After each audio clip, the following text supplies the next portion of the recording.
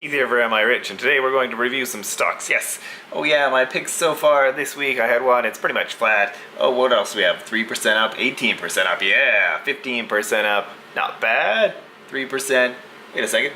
Minus 16%. What? Walgreens. So honestly, recently I've been picking stocks a little bit too fast, and this is kind of bothering me. And now it might seem like a bit of an excuse because my picks, I put little dots beside the ones I think I picked too fast, and they're all negative, so it might, it might show that like I'm just picking bad stocks and saying, oh, I made a mistake on just those ones. But anyways, honestly, I really did think I made some mistakes on these. I kind of want to go through my thinking so that at least I have a record of what I was thinking, and maybe I can improve it. And also, if you guys have any thoughts yourself that you think why I'm doing poorly on some of these stocks, feel free to comment.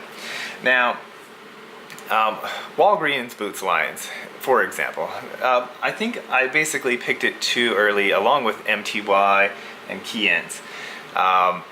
Now, personally, I did buy some MTY. It was lower than the price I had meant that it was at the video price, so it's not down as much. But when you do look at stocks, like generally when I buy for myself, I'm usually looking at a timing. So there's kind of timing cycles for when stocks get cheap. Sometimes you miss out on good deals, but for kind of a margin of safety, it's better to find kind of consistent times to buy stocks that are more likely to be close to the bottom, improve your odds of gaining more in the long run. A good example of this would be Facebook. So in 2018, its stock price was, in the 200s, well over 200, maybe at 220 or something anyways. And then it dropped down to 170, roughly.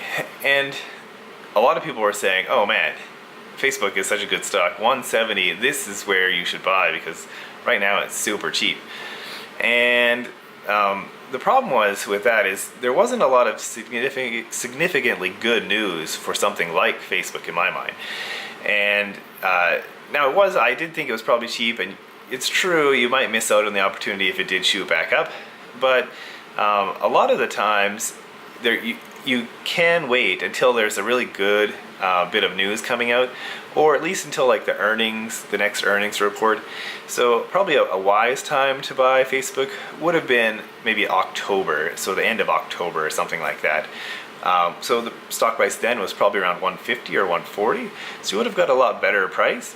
And then if you were even more conservative, you might have waited for another segment of good news, so later on, like maybe in January. So that's kind of when I did my video on it, and it did jump up. I mean, now it went up 15% since that video. It's gone up. Its bottom was near Christmas time, like the 24th of December, but that one's pretty hard to pick. But there are news cycles, and typically I go by those, but doing these videos and I just trying to research stocks, trying to find good ones, I think I just got overexcited. I was beating the S&P, and so these three I kind of just said, yes, they're good values, I think they're gonna go up in the long run, so buy now. But I think there was a better time to buy, so I probably should have waited until the next earnings, or maybe even a little bit further than that, or some kind of differentiating news. So I think that's one reason. Now, Walgreens, I still think it has a good chance of going up. I could be wrong, but the way I see Walgreens, now I think I mentioned in my video that they have a moat because people go into their stores because of nobody buys drugs online. That's not really true. I made a bit of a mistake there. Honestly, they ship medicine online. CVS, their competitors do, and Amazon, which contributed to their downfall of their price. Last year they bought PillPack, and they are trying to sell medications online in the United States. And they have approval for many states. But the issue with these pill distributions online is that you can't, it takes time to get these medications sent out. If they make a mistake, it's very hard to get your medicine back or changed, or very hard for anything to be rectified. And then it's for reoccurring medicines, mostly for people who have chronic diseases, which just keep refilling the same medication, which might be a significant part of the population, but it's not somebody who just gets sick right now, they need some medicine this week. It doesn't really work that way. And so there's still this moat that people will go into pharmacies. Whether it's lowered a little bit, maybe, but companies like Walgreens are actually trying to alleviate that. So they're trying to do many partnerships. One is that they're trying to get Kroger, which is the first or second biggest grocery store in the United States.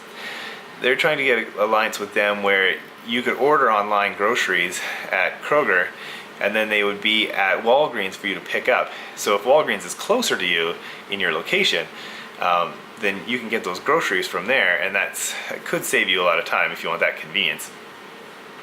Then, although, I mean, you could just ship directly, so there might be a balance there, but if it's very close and you're going to go there anyways, it might be, that extra convenience that you want. And then they also have alliances to try and counterbalance CVS. So CVS, they try to expand their healthcare division by acquiring Aetna, which I think was a very expensive purchase. They bought Aetna, which was the third or fourth largest insurance company, I think, or medical insurance, and I think they overspent quite a bit. So I think what they're doing is they're not really giving their shareholders that much value. Now, they might have a strategic advantage because of this purchase, but it's not really clear. And then Walgreens has taken a better approach, perhaps, with kind of an equity swap with Humana, which is an even bigger insurance company. And that basically has allowed them to kind of compete in the same way with probably less financial risk. And then finally, they also have other alliances with companies like Microsoft to try and find, advantages in different kind of, I don't know what it is, like maybe AI, Internet of Things kind of applications of health. So I don't know if that one will work out as much, but they are trying different things to try and keep themselves relevant, and they're trying to do it in a financially reasonable way, I think. So I don't see Walgreens as really being in a situation where they're going to be outcompeted. And even like the Amazon situation with PillPack, yes, Amazon also has an alliance. I mean, Jeff Bezos and Warren Buffett and the guy from JP Morgan, they're also trying to reduce healthcare costs in the United States. So they're part of this initiative, and PillPack might be part of this plan. And it might work to a degree, but it's kind of unclear to me. And there's always the Amazon effect, where Amazon decides to go into any industry and people automatically think it's going to eliminate all these other players. It happened to Kroger. Their stock dropped just because Amazon said they're taking over Whole Foods. But what's Whole Foods done? I mean, I don't know if it's really done anything significantly better than it was doing already. And I mean, even where I'm from, Whole Foods was about to open a big store here, and they basically, when Amazon took them over, they just didn't do anything with it, and they just left it sit there for a long time. Then they sold it, and now some kind of Korean grocery store is coming in. So totally different. I don't think the money is really there, and that's the problem with Amazon. They're going after trying to reduce costs and reduce profits for overall, just so they, it's more efficient for the public.